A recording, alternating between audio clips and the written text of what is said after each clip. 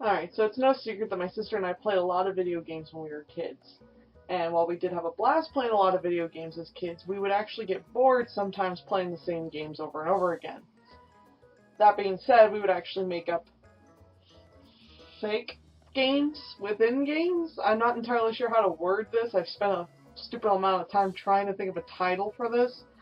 Basically, what we did was make up games within games. So these are 5 dumb games that my sister and I played within actual video games. So, feel free to try these at home after you watch this video and learn about all the stupid things we had way too much time on our hands to deal with. Without further ado, here are 5 games we made up as children within video games. Let's go.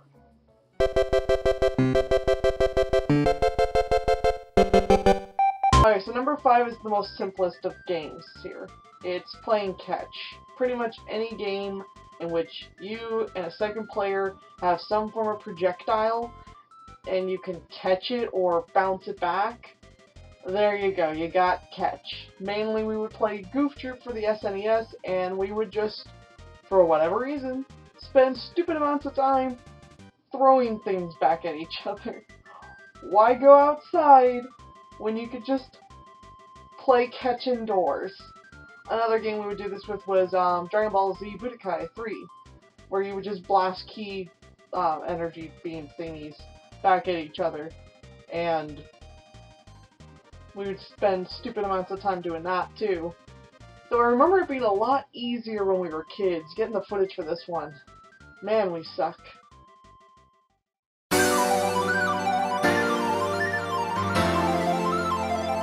Number 4 is another simple game, which is basically hide and seek. Games we do this with were mainly racing games. I think they're best suited for it, especially if you can turn the map off. We were very innocent, good children who did not cheat when it was super easy to cheat and find each other. The main game we actually played this in was Sonic R, because in the main, if you're playing one player, you can play hide and seek with the PC players. And as kids were like, well, I want to do that with my sister, so we would just play hide and seek and just try not to cheat at looking at the map and find each other. You can do this in Mario Kart games. I imagine you could do it up to 4 players if you're playing a racing game that actually allows for 4 players. And there you go.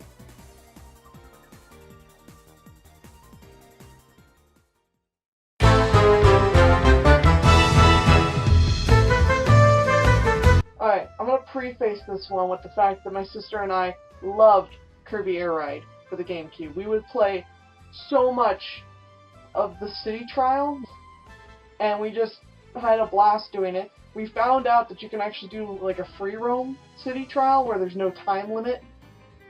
So we would run around and just do whatever. Well, it turns out you could unlock Meta Knight, and you could play as Meta Knight during these open city trials.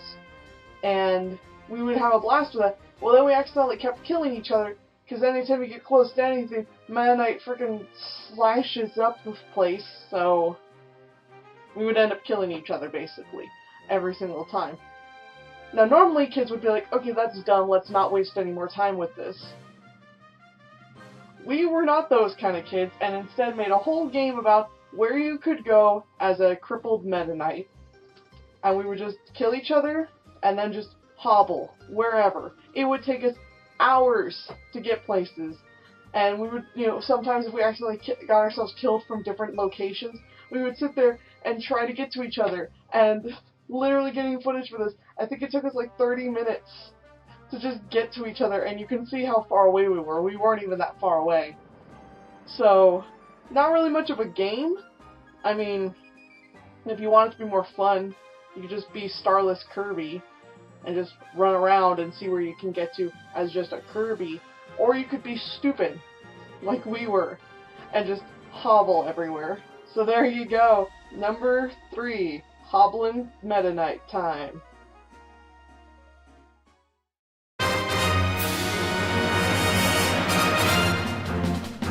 So number 2 is really weird, because I don't quite remember all the rules we made up to, because this is probably the most structured game we played. There were rules, there were steps to it, there was a system. I just don't remember it quite well, so let's see what we get. Okay, the name of the game is Cat and Mouse. So, step 1, play Smash Brothers for the N64 or Melee. Step 2, have 2 players, one picks Fox, one picks Pikachu. Step 3, select Sector Z with stock rules. Step 4, Pikachu goes into that little area by the end of the ship, you know, the one where like kind of has like almost like a cave shape to it, and Fox stays on the upper area. And step 5, try to get on each other's side and kill them, or only use items and kill them, or basically we thought it was like Tom and Jerry, because as kids we didn't really know a lot of the Smash Brothers characters. I didn't know who Fox was. I thought he was I must have known he was a fox, but for some reason I thought he was also a cat. A lot of the time items would spawn on the main area of the ship, so Pikachu could try to like get up and steal items and bring them back to his little mouse hole area, is what we called it. And basically if you fell in as Fox, you were supposed to get right out. You're not supposed to get into the mouse area. You're supposed to kill Pikachu without actually touching that area. Pikachu can come up on your area and, you know, do whatever he wants. But mainly, I think the point was just to mainly use items and kill each other using items without really getting on each other's side.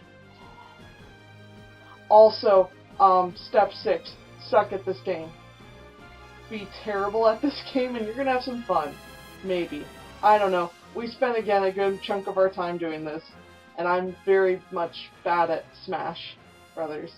I'm okay now, but back then I was downright terrible. I'm still kind of terrible at Fox.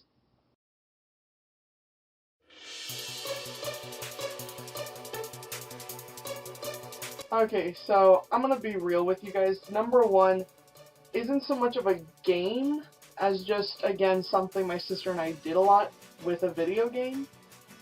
And that was in Melee. Alright, so you know how kids, you know, will play with their Barbies or action figures or whatever and they'll make up stories? Well, we use Smash Brothers Melee to make stories and play pretend. Because why have actual real life toys when you could just use the virtual ones? So we made up a lot of different stories and we'd play them out, but my favorite one was like this story about a princess, a prince, an evil monster person, and maybe a cute sidekick. So the princess was usually either Princess Peach or Zelda. The monster was usually Mewtwo or Ganondorf. Marth or Link was the prince, and sometimes Pichu or young Link would be the cute sidekick. So, before I tell you the story, it is very important you know that once again, we didn't know a lot of the characters in Smash Brothers. If your name wasn't Mario or Luigi or Yoshi or any of the Pokemon, we didn't really know what they were. So, might be funnier knowing what they are, but regardless, they were just blank slates for us. Alright. So once upon a time lived a princess who was in love with a prince. Days before their marriage, the prince gets captured and no one can find him. Little do we know he's being brainwashed by the evil monster person. So the prince soon becomes evil and starts attacking the kingdom. Usually a sidekick character of some kind would try to fight off the evil prince and get severely injured. Eventually the princess comes across the evil prince and starts breaking him free of the mind control with the power of love. But he gets away, and he gets a second dose of brainwashing. And then I don't really quite remember the middle-y part, but mainly the power of love sets the prince free and the two beat up the evil monster. Other variations of the story included a second prince that tries to break the curse himself, or the prince being evil from the start. Sometimes there wasn't a cute sidekick. Sometimes they died. But pretty much it's always the same structure because I was a huge Sailor Moon fan. In case you didn't notice that this was completely just ripped off from Sailor Moon. Kinda dumb, but hey, we did it, and we had fun doing it. Now that I've properly embarrassed myself on the internet, you can go out and try some of these games yourself. If you have any games that you made up as kids, please share them down below. I'd love to read them and learn more things. Especially would like to know that we're not the only dumb kids that did dumb things with video games. So anyways, until next time.